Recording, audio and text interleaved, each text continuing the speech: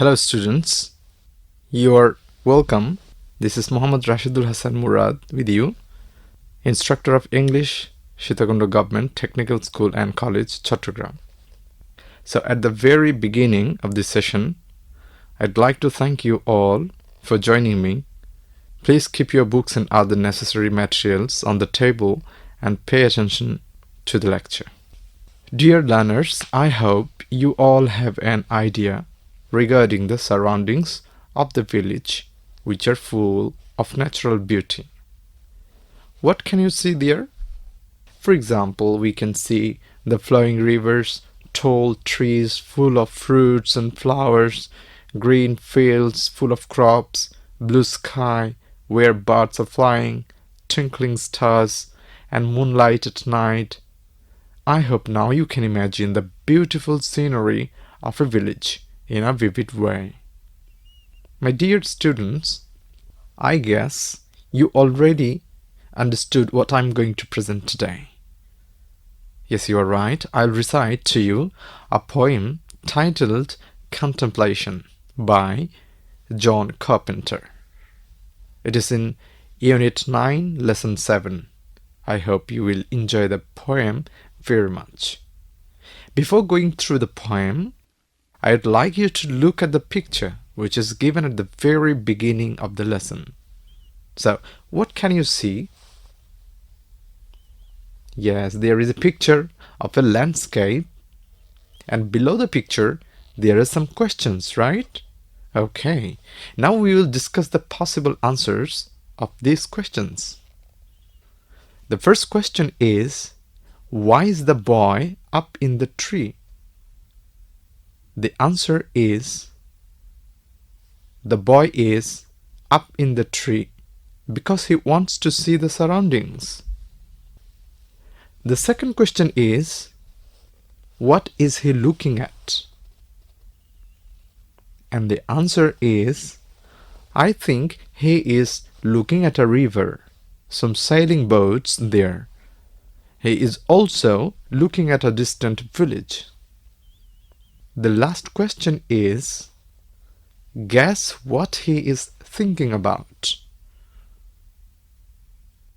So this time the answer would be, I think he is thinking about the sky, birds, the shining rivers, the village, and other natural objects. So I try to give the answers in my own way, but you can answer those questions in your own words and perspective. Hopefully, some of you or many of you have done this. Now I'm going to recite the poem.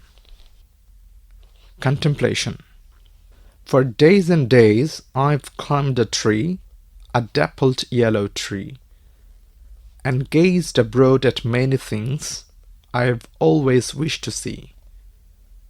I see the green and gentle fields all bounded in with hedge, and shining rivers streaming through the rushes on the edge, and little sheep who play all day.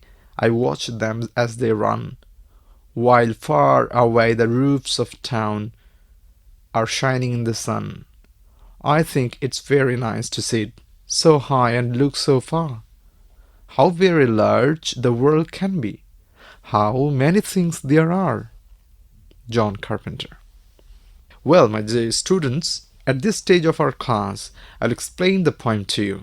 In this poem, the author expressed his earnest desire to see the unseen beauty of nature by climbing up a dappled yellow tree.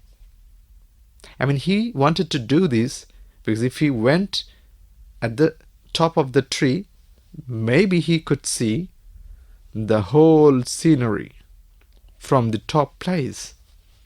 Okay, so he further added the things he had enjoyed. Firstly, he saw large green fields full of crops. Then he said that the rivers feel like swimming. He mentioned that he also enjoyed the playing of the sheep during the day. At the end of the poem, the author disclosed his deepest desire of seeing the vast beauty of the world. So, this is the explanation of this poem. Hope you realized the inner meanings of the poem. Well, students, I think some of the words of this poem may not be familiar to you. I think it would be better if I present those words with meanings. The first one is dappled yellow tree, which means spotted yellow tree. Here, yellow tree means the leaves may be yellow colored. Okay, so the second expression that I need to clarify is that gazed abroad, which means looked around. And the third one is bounded, which means surrounded. And the fourth one is hedge. It means a thick row of bushes. And the next one is swimming through, which means flowing through. Here in the poem we can see it means like the river, like a person, is swimming through. The river is flowing through. So the last one is rushes, which means tall plants that grow on the river's edge. Well, my dear students, here are some questions from the poem in this section. Now let us work on the question answer part. I'll answer the questions in my words, but you can answer those in your own words and perspective. So please try sincerely to answer in your own words. The first question is, where do you think the tree was?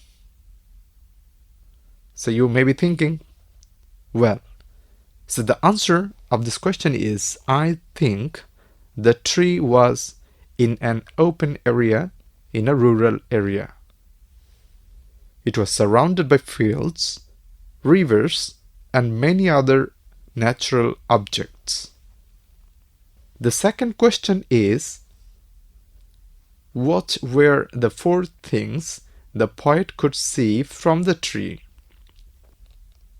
Well, the answer is the four things that the poet could see from the tree were the green fields bounded with hedged, shining rivers flowing through the bushes, little sheep playing all day long, and the shining roofs of the city. If you think I need to repeat, then I can say the four things that the poet could see from the tree were, number one, the green fields, which is bounded with hedged, shining rivers. Then, these shining rivers flowing through the bushes. Then, little sheep playing all day long, and the shining roofs of the city. So, the last question is, have you ever climbed a tree? If yes, what did you do it for? And if not, then why? Well, you have to answer this question on your personal experience. The answer is, yes, I climbed up a tree. I live in a village. There are many trees in our village. One day, I climbed up a mango tree with the help of my friends in order to pick mangoes. So you can answer in this way, as in my experience. Okay. Dear students, I hope you have enjoyed the session with me. Thanks for being with me. Take care. Goodbye.